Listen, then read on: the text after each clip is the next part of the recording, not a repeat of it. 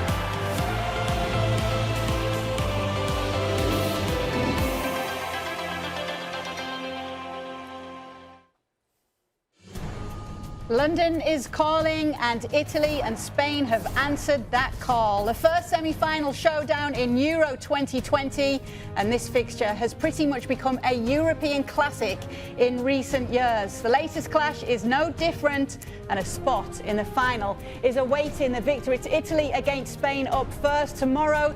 The next semi-final, England against Denmark, but two of those names that you are seeing there will be in the final of this year's Euro 2020.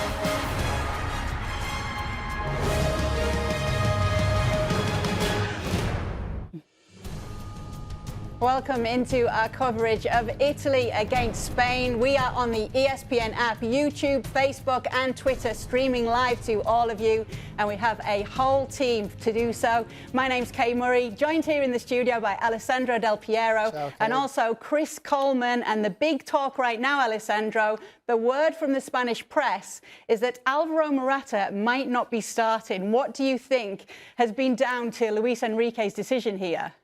I think it's part of the pre-tactic, Now, both coaches, players, organizational play, they know very well each other. And Morata playing in Italy as well. He know very well Bonucci and Chiellini, and they know very well him. So it's kind of pre-tactic from my point of view. I think at the end, Morata is going to play. It's a big call, isn't it? Big call. I agree with Ali. I think Luis Enrique maybe, as a coach, he'd be looking ahead and thinking he's may have leaked something to hint that Morata's not going to play. But I actually think Morata will play. Bonucci said some really nice things about Morata. They played together at Juventus. And maybe that's just some mind games, and that goes on. Maybe it's in his head. These guys know Morata very well. Yep. They might be able to get the better out of him.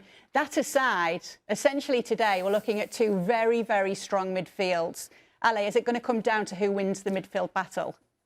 Yeah, probably yes, because both teams are based on the midfield and possession of the ball and feeding the striker that are kind of struggling, let's say like this, even though Spain is scoring a lot of goals. But before the past 2 games, Spain was struggling in the front. And Italy as well, to give also a good protection for the defense. So midfielders are the keys for sure. Was the key before and still the key today, and will be the key for the future in every team. That's true. I think you win in most games are dictated by the centre of midfield and how the game goes. The first challenge you win this, you win the second challenge, you set the tempo, you create chances. So yeah, I think that through the midfield, this is where we'll probably see the game won today. It's a party atmosphere here today for this big game between Italy and Spain. Sebastian Salazar is in the VIP lounge right now with some very special guests. Exactly. I got a former Venezuelan international, former Nigerian international, former English international here with me in Efan Ekoku, Steve McManaman, and Ale Moreno. Let's get right into this big decision. Of course, we're still about 10 minutes from official lineups coming out. But if the reports are true, Maka, that we're not going to see Alvaro Morata in this 11 for Spain, do you agree with Chris Coleman? Is it a big decision? I think it's a big decision because they're in the semi-final of this competition.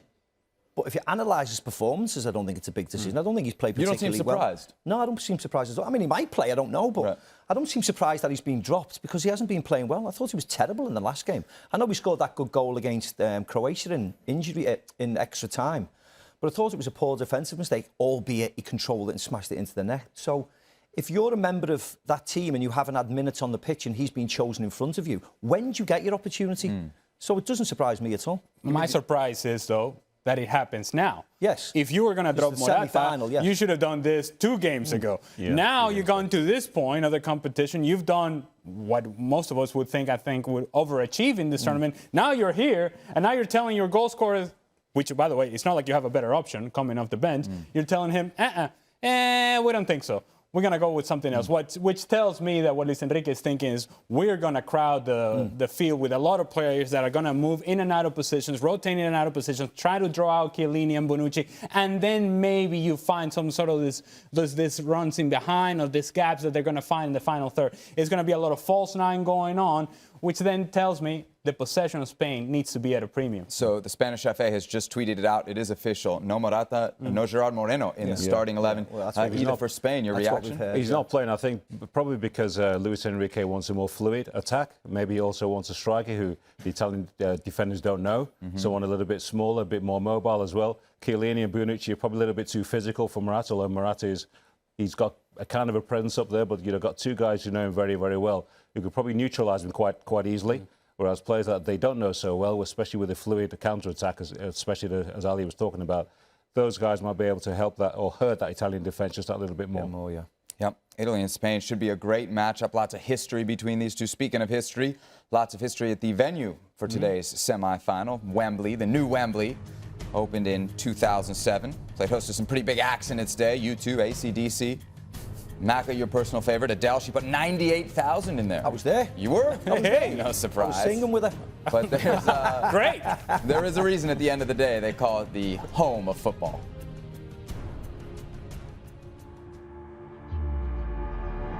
Home. It's where the moments and memories that shape us are made. And when you're talking football, well, home can only be one place. Wembley Stadium. It's almost 160 years since the English created the laws of football, but the doors to football's home only opened in 1923. Since then, it's where every player dreams of taking the stage, the place where timeless matches It's a goal! It's a goal! and legendary goals live on in our collective memory. Gol del Barça a l'estadi de Wembley! Germany are the European champions again! Lionel Messi! The sorcerer casts his magic spell over Wembley! Standing tall in the London borough of Brent, the stadium has long been the neighbourhood landmark. But this month, it has a rival. England's Raheem Sterling grew up in the shadow of the arch, like me. And at the Euros, the boy from Brent has scored 3 times in his own back garden. It's Raheem Sterling with his first ever goal in a major tournament. Across for Sterling! There's your spark. Wembley ignites. The summer of Sterling continues. Now, that's what you call a local hero. Over generations, and certainly throughout my lifetime as a local resident, Brent has grown to symbolize London's unique creative energy based on its cultural diversity. It's an energy pulled in from around the world, and at moments like this, the world's eyes are upon it. Imagine walking out into that sacred rectangle of green that is the home of football. And now imagine being Raheem Sterling, bringing football home, to your home for England, at the semi-finals of Euro 2020.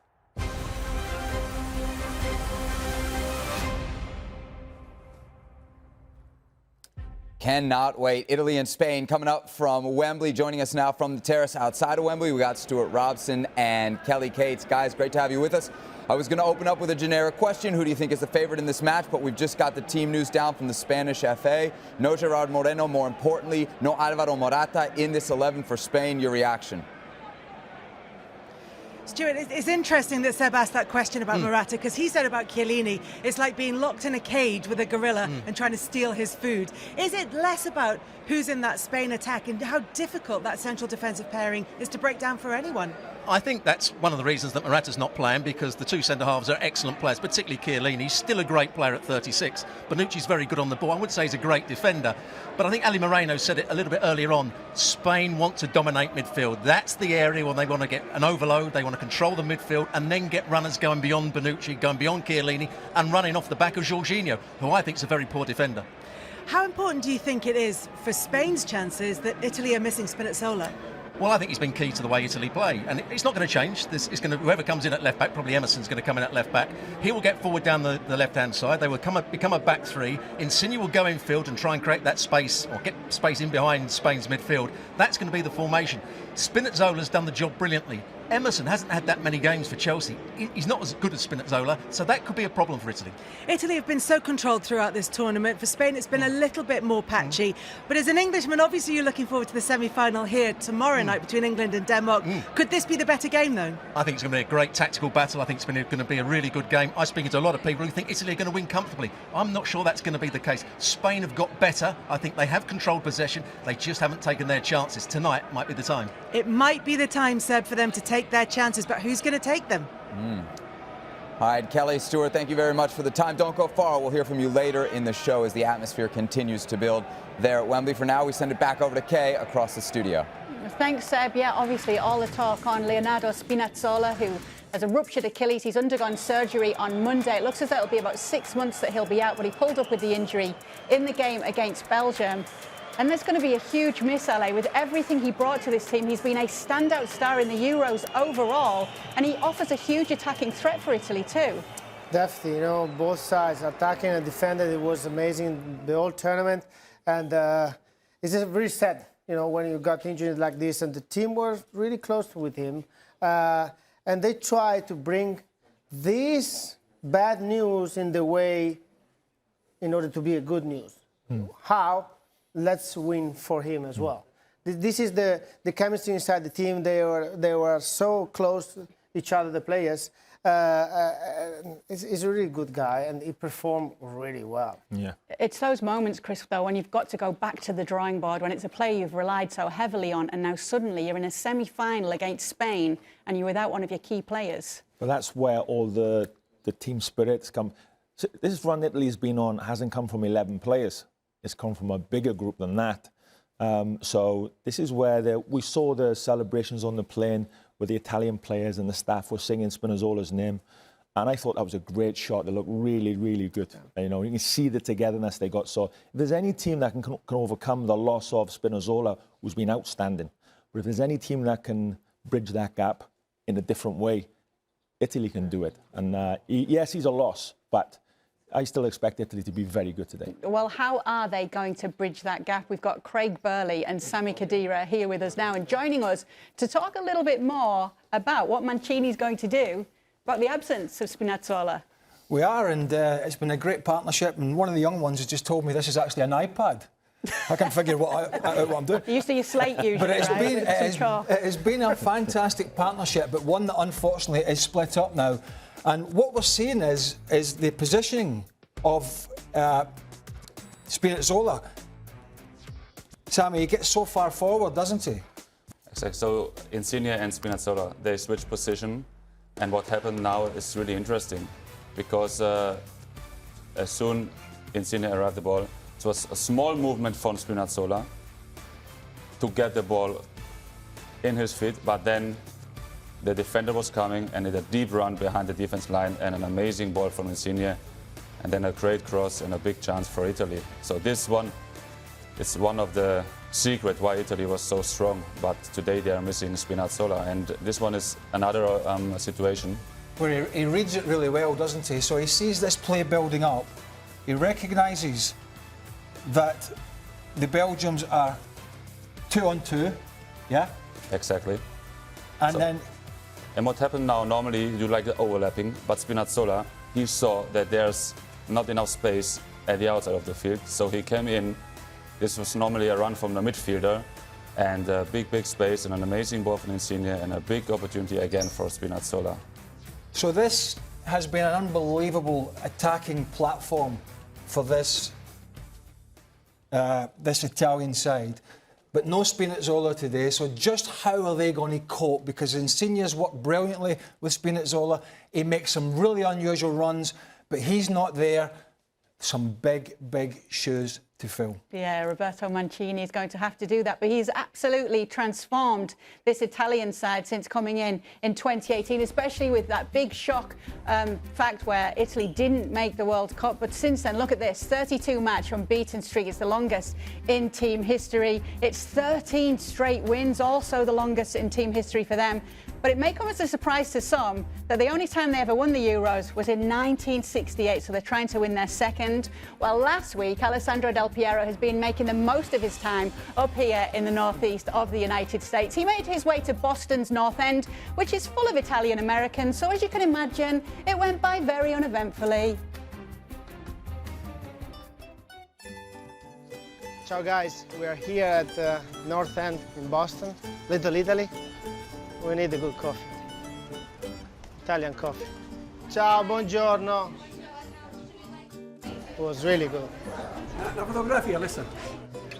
Thank you. That's a good one. It's a pleasure to meet somebody very good. He's a very good soccer player. Ciao.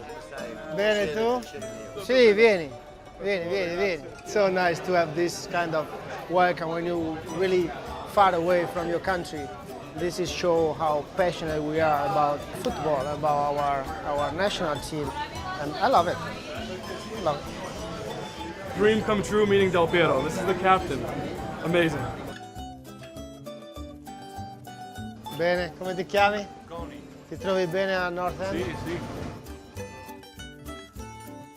So I'm around to have a look about the flavor of Little Italy. Have you been to the Salmona meat market next door here? I'm on my way. Oh, my God, they're gonna really be excited. I got to say hi. Ecco il mio capitano! Domenico, come andiamo? Ciao Domenico, ciao. Yes, of course. Forza Juve. Ready? Are you all in? Un onore. Grazie di tutto. So now you see what it means to be in Italian environment. Mamma mia, I can't believe it. The passion, the spirit, the love for the game. Tutto bene, tutto bene. It's an honor to meet you. I just love it. I love it.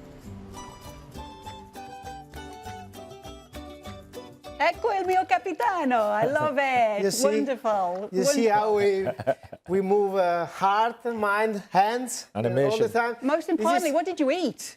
I ate pizza, I ate pasta.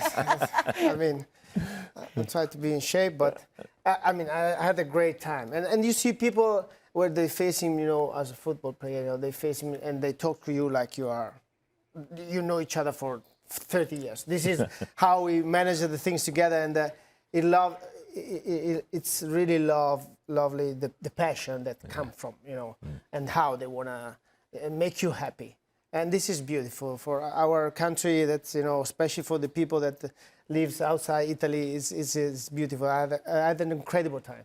Two wonderful things to see. Two wonderful teams in action today. Two very passionate teams in Italy and Spain. But when you do take a look at Spain, it's not quite the side that have been dominant in recent years. When you take a look at how it's gone since 2008, when they were champion, 2010 World Cup, Euro 2012, those three major tournaments back to back to back.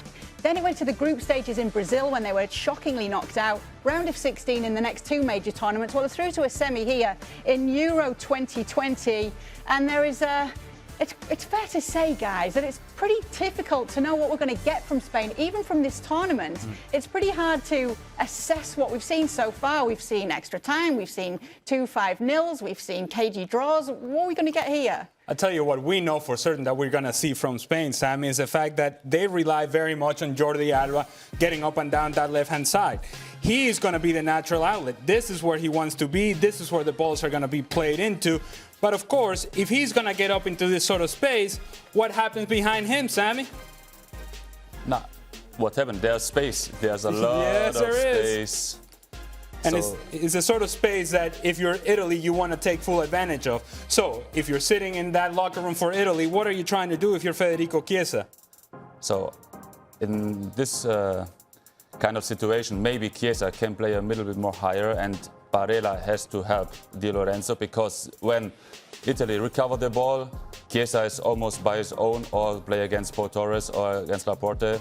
They are not that fast than Jordi Alba, so then Jordi Alba has to decide if I go and overlapping or I have to stay with Chiesa, and this will be really interesting. If I'm Mancini, I will keep Chiesa a little bit more higher for these deep runs. And the other thing that happens is that if he takes the center backs into wider areas, Chiesa with his speed, then you also have center backs recovering out of position. Here's the situation for Spain. You have to decide. Do I really get after with Jordi Alba down the left-hand side and provide that outlet, or do I worry about Federico Chiesa? And if Federico Chiesa makes us defend and makes Jordi Alba defend, now you limit Spain and you make them play down the middle. They become very limited because down the right-hand side, Azpilicueta is not going to get up. Down the left-hand side, if Jordi Alba is defending Chiesa, he's also not going to get up, and they become very easy to defend down the middle. Key battles all across the pitch today, and that's just another one of them. But what a game we are in for, Sebastian. Absolutely, Kay. Should be a great one between Italy and Spain. Italy cruising, it could be said, to the semifinals. 5 victories each, increasingly impressive under that man, Roberto Mancini. Meanwhile, the Italians facing a Spanish side. Different story. They've had to struggle through extra time, even penalties, to get this far. But both teams now just one win away from the final. It's the first of 2 semifinals at Euro 2020, and it's coming up in less than an hour from London.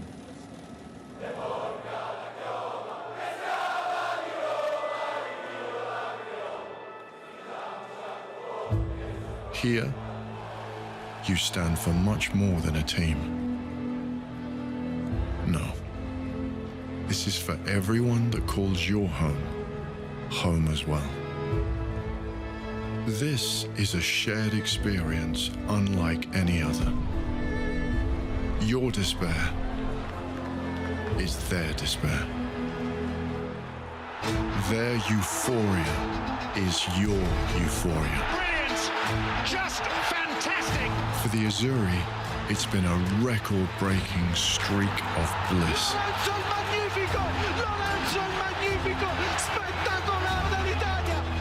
For La Roja, a roller coaster ride of agony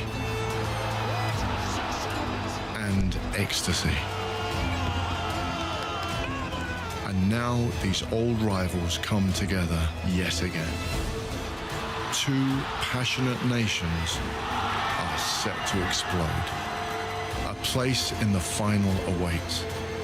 Italy or Spain at Euro 2020. London, England, host to the semifinals and finals at this year's European Championships. Kickoff between Italy and Spain. There you see it, just under 53 minutes away from Wembley. Here's a look at our coverage map for the day. 2:30 p.m. Eastern Time on ESPN. It's when our pre-match build-up to Italy and Spain begins. Game starting at 3 p.m. Eastern Time on ESPN. After the match, Sign on to ESPN Plus for the latest edition of ESPN FC as the boys break everything down. And then at 8 p.m. Eastern Time on ESPN2, it's the latest edition of Euro Tonight. Sure to be a big part of that coverage. Sam Borden, who we find now at Wembley. The biggest British crowds we've seen since the pandemic began, expected over the next couple of nights. About 60,000 fans here at Wembley, stadium that normally holds about 90,000 on a regular day. Obviously, that's great news if you're England playing tomorrow. The coaches of the teams tonight, though, were a little less enthusiastic. That's because even with the increased capacity, it's going to be mostly locals in the stands. The flight restrictions from Spain and Italy make it almost impossible for fans flying in to actually make it to the stadium. That's set up a situation that Italian coach Roberto Mancini says is, quote, very unfair. Spanish coach Luis Enrique, he says there's nothing he can do about it. One thing that the Spanish Federation is trying to do is tap into the Spanish expatriate community living here in London. They've got a social media campaign going, sending messages straight to the expats. One of them, in English, said, if paella is your favorite food, we need you. All right, thank you very much, Sam. Let's take a look at the lineups as they are in. First of all, the Italy 11 under Roberto Mancini, just the one change from the team that beat Belgium 2-1 in the quarterfinals, but it is significant. Emerson in there at left back for the injured Leonardo Spinazzola. As for Spain, they make 3 changes to the team that beat Switzerland in the quarterfinals. Eric Garcia, Dani Olmo, Mikel Oyarzabal all into the lineup for Luis Enrique as he searches for a different look to the Spanish 11. We're back out to Wembley now. Kelly Cates and Stewart Robson. We just heard Sam Borden reporting there about the potential lack of an atmosphere at Wembley. Some concerns from Roberto Mancini. You guys are there. You see the walk-up. What is the atmosphere like? How's the split between Italian and Spanish fans? Well, I walked in about an hour and a half ago, and there were loads of Italian and Spanish flags as I walked in. I know that that officially they're going to be outnumbered by England fans, but that's just not what we're seeing. Not what we're seeing. We've seen lots of Italian fans, most of them obviously expats. Same with the Spanish. I think it's going to be a great atmosphere. It's been a great atmosphere out here. They've been singing in the rain, as we can say. But yeah, there's going to be a good atmosphere inside that stadium, and it's going to be a lot of Spanish fans. There's going to be a lot of Italians as well. Yeah, not quite serenading each other, more singing at each other. I think between the Italy and the Spain fans, with the England fans in between, making themselves heard as well. Look, it's been raining on and off as well, which hasn't really dampened spirits here. Will it have an effect? Will the conditions of the game? I think it will actually help the players. They'll be able to pass the ball, it'll zip across the surface. We've even seen all that rain. There's still water in the pitch out there. So I think it's going to be a great game. I think there's going to be passing. It's going to be slick. Both sides will try and dominate possession. I'm really looking forward to this one. Yeah, the other thing as well, in listening to the fans who are making their way just up the way here and making their way into the stadium, is now we've got to 75% capacity. You've been inside Wembley. With those extra fans inside, how much more atmosphere can that create? Well, I was very surprised how full it looked for the England-Germany game. I thought there was more than 45,000 there. Maybe I'm saying the wrong thing, but it did look as though there was more than 45,000. The atmosphere in that game was electric. I think it's going to be just as good here tonight between these two sets of fans. Yeah, and absolutely. It could be the kind of game that gets those fans going as well. Kelly, Stewart, great stuff as always. Thanks for joining us live from Wembley. Can Spain finally get the job done? For so long considering Italy as their dark horses. Italy, and saved by Casillas. They call him Fab 4 in North London. And it's fabulous too! Spain reign in Vienna. The Spanish, as we know, all conquering, all dominating. Italy fast improving, but improving quickly enough. Gets past Chiellini, drops it back, it's a wonderful goal. You look at the run here by Alba. Oh, it's fantastic. Torres can make it 3, and he has. And it's all over now, if it wasn't already. Italy, in a way, don't deserve this. The first team ever to win 3 big tournament titles in a row. 2 of the giants of the modern game. Eder! And brought in Chiellini! Italy in front against the European champions. What a ball. PK! Buffon's most important moment of the tournament at 38. in towards Pella! It's a day of azuri joy in Paris. There will be a different name on the European Championship trophy. Did I mention it's become something of a classico between these two in recent years? These are the Euro knockout stage meetings. Remember those penalties?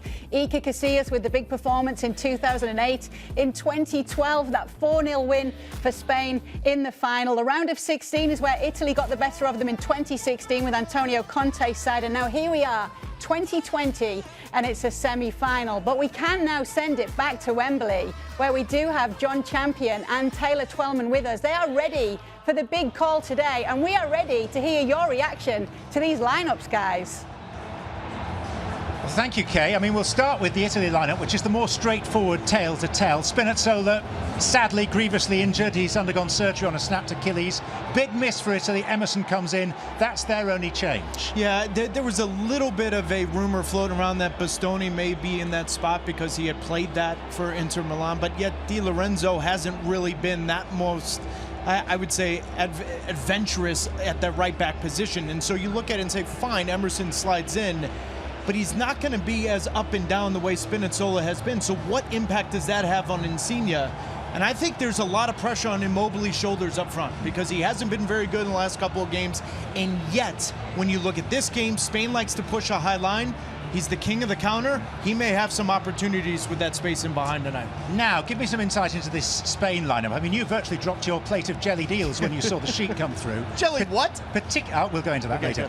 Particularly no Morata and Oyarzabal playing possibly through the middle, possibly out wide. Yeah, I look at this front three, John, and I think Enrique's looking at this and saying, you know what, I think if we've got some fluidity and mobility up front, that we can get the old center backs of the Italian side moving and trying to get unorganized with certain things. Now, Oyarzabal has played through the middle for Spain, I think, 3 times, and yet Ferran Torres hasn't played that position as a 9 for Spain, and yet he's done that for Manchester City. So I think there's going to be interchange throughout the entire game. Ferran Torres is more of a direct player. He's going to try to expose the back line for pace, while Oyarzabal is more of a in the spaces kind of midfielder, so it's going to be very interesting. But I think Enrique looked at this because Morata's on the bench and says, you know what? He's an out-and-out number 9. I think Chiellini and Bonucci, if they're chasing the game a little bit, and Emerson doesn't really want to defend, I think we can maybe ask some real questions of this back line of Italy if we've got a front 3 that's interchangeable. Okay. You really don't know what jelly deals are? I have absolutely no idea what a jelly deals are. Kay, can we help this gentleman? Jelly deals, I mean, it's a vital part of his time in London. He's on a bit of a pescatarian tour at the moment. He is a man who yesterday was eating fish and chips with Harrison Ford. He's a nice guy, Han Solo. Wow, big time. Maybe a bit of pie and mash as well, but that's another story too. Enjoying those delights mushy there peas, in Kate, London. mushy peas. We won't tell Italian about jelly deals. It wouldn't be fair, especially with the Italian food. Anyway, Alessandro Del Piero, talk us through this Italy lineup. But nothing surprise, to be honest, Donnarumma in the goalie, and Di Lorenzo is a great add from day one after the Florenzi injury. Emerson on the left, replacing Spinazzola. The best midfielder that he can put on the field. And he trusts Jorginho as a mind, Verratti as a genius, and Barella as a constant, feeding these 3 players. Chiesa on the right side, running fast, breaking the line, and Immobile, keep high and constantly dangerous for the defenders. Insigne to bring with Verratti that genius side of Italy. Key area there for you, Chris? Well, people will talk about Emerson, of course, being in there for Spinazzola, but there's still plenty in that Italian setup, plenty of energy, plenty of enthusiasm, plenty of attitude and mentality. There's more than enough to get the job done. And plenty of passion as well, and the same can be said for the Spain team. Sebastian, back to you. Absolutely. All right, let's dive in on that Italy lineup a little bit. Spinazzola, is it such an impact that it could keep Italy from winning this match? He's a big loss, a very good player, but I think if you are going to be a champion side, and then you've got to put that focus on the rest of the players in the squad, you've got good players to come in and to try and fill in that position. And really, I think Italy should be able to overcome that loss. Yes, Emerson hasn't played a lot of football, but he's a capable player, and there's enough good players in the Italian side to be able to compensate for Spinazzola's loss. To that point, Emerson, just 89 minutes of Premier League football this season at Chelsea. Is that a problem for him? No, I don't think it will be. Fitness-wise, I don't think it'll be a problem. And I'm with F. And when you play tournament football, if you're going to progress to the final and possibly win it, you're going to use 17, 18, 19 players. The fact that they've only made one substitution in Spinazzola for Emerson, if you look at the Spanish team, you'd think there's more questions about that. Eric Garcia's coming as well, who's been in and out of this tournament. So you'd certainly think they're more fluid, the Italians. We've talked a lot about the questions around Alvaro Morata in this tournament. He's got 2 goals. Ciro Immobile only has 2 goals. There are questions around his performance as well, aren't there? Yes, there are, but they're not as big a question as there are around Alvaro Morata or whoever is playing up top for Spain. And so it really tells the story of how consistent Italy has been, that Ciro Immobile has sort of been flying under the radar and below the criticism, because you are sort of hung up on how good they have been through the midfield, how good they have been in the back line, and how dominant of a team they have been so far. So Ciro Immobile will do himself a favor today by scoring a big goal and getting that criticism away from him. One place where Immobile has not been able to avoid criticism is for a moment in the last match against Belgium. This is in the, and surely you've seen this by now, in the build-up to Nicolo Barella's goal. He goes down, clearly what appears to be just exceptionally wounded there. It's a terrible injury. Terrible. A few seconds later, Barella puts the ball in the back of the net, and... It's a miracle! It's a miracle. Maka, does this bother you as like a footballer? Yes. Yeah? Yes, it certainly does bother me. I absolutely detest it, to be very honest. And there's been a number of people doing it, and there's been a number of clubs doing it, and it's something that we need to get out of our game, to be very honest. This awful time wasting. This is a flashback to 1994, more on the history between these two teams. 1994 World Cup quarterfinal. You guys remember this? Yeah. Tassotti destroying Luis Enrique's If there had been VAR back then, different story. Absolutely. Italy went on to win that match 2-1, eventually getting to the final and losing to Brazil in penalties. All right, so here's the Spanish lineup. Under Luis Enrique, he made 3 changes to the team that just eked past Switzerland. And when we first saw the lineup, Ale, your first words were soft. Well, in terms of Eddie Garcia, and because he's a guy that even Luis Enrique has had questions with him because he hasn't quite figured out, do I play Pau Torres or do I play Eddie Garcia?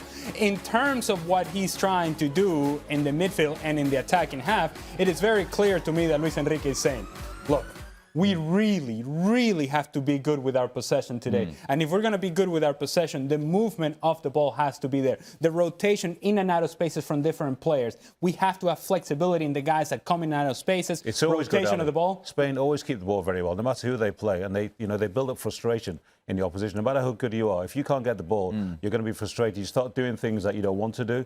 You start to force the issue, and that's where Spain frustrates people. Everybody's having a bit of a downer on Spain right now. Forget that they've not played exceptionally well, but they're still in the semi-finals, and they're here to win, and they can win. But here's the thing. Italy has a midfield that can keep the ball away from Spain. And what is Spain without the ball, with that source of power, that source of energy? Without the possession, Spain doesn't have much to offer. Let me ask you this, Maka. Let's make that straight comparison. Barella, Jorginho, Verratti against Koke, Busquets, Pedri. Who are you taking? Well, it's not just a midfield 3. I'm taking the Italian team all day long when I see those two 11 against 11. I just say I'd rather have the Italian team. I know what I'm going to get from them because I've seen it in this tournament on numerous occasions. The Spanish lineup smacks of he doesn't know what he's doing. Luis Enrique, he's trying to find. He must have looked at the last 11 from the last game and the Italian 11 and think, we're not good enough. So he's not quite happy with how they've been playing. So he's gone back to Eric Garcia, which is a strange one when he's been playing Pau Torres. He's changed the front 2.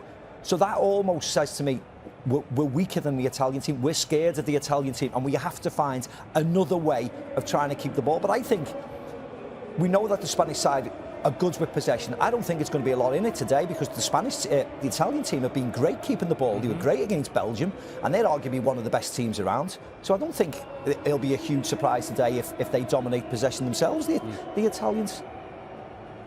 37 minutes to kick off between Italy and Spain. For more, let's go across the studio, okay?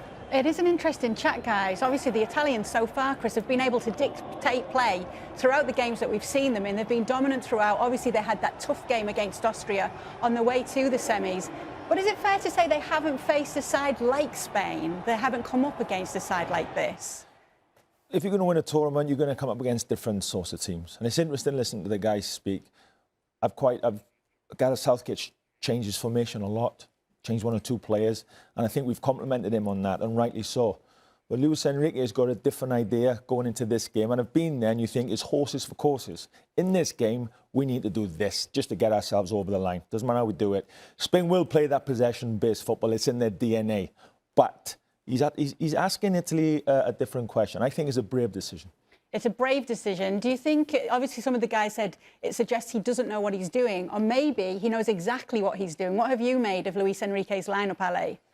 It's very, very interesting because he knows that Bonucci and Chiellini are facing a real number 9. They're going to probably win the battle.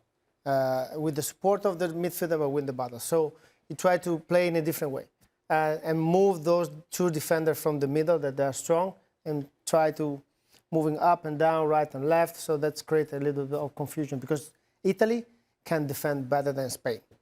So that's the main things. Yeah. For Luis Enrique in the hand. It's just made this matchup even more exciting. And this is how the lineup is for today. 2:30 Eastern on ESPN. We bring you all the build-up to the big game between Italy and Spain. It's the semi-finals of Euro 2020, and it's on the way.